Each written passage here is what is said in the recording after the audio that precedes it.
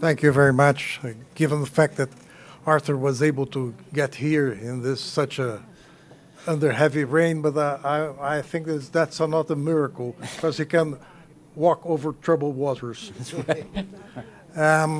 Well, I'm very happy to give a welcome Arthur Kreber here. I could consider him an old friend. I think we met for the first time in 2004 Yes. when I Yes. became ambassador to China. And since 2004, I think we have cooperated quite a lot while I was in China, and later as chairman of SABRI, and nowadays as chairman of the Brazil-China Business Council. I think we have lots of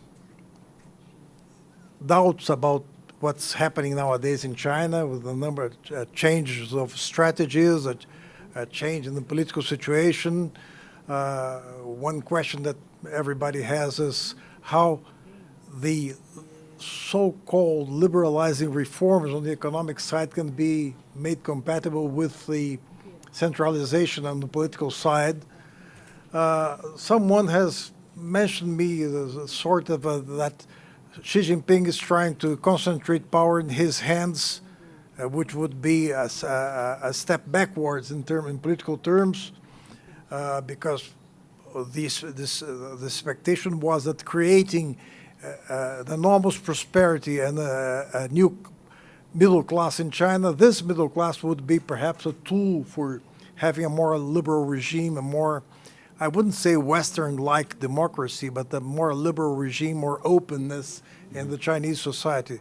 That, so far, doesn't seem to be the case. But anyway, the concentration of powers with Xi Jinping, some people argue that that might be a conditio sine qua non for having the enough strength to pass through all the reforms that are needed in the Chinese economy, including the change of model from one model based on investment and exports to another one based on the expansion of the internal market. But these are curiosities that all of us may have here, and certainly I hope, trust you will be able to give an answer to all those questions and much more. And welcome once again, Arthur, and it's a pleasure to have you here.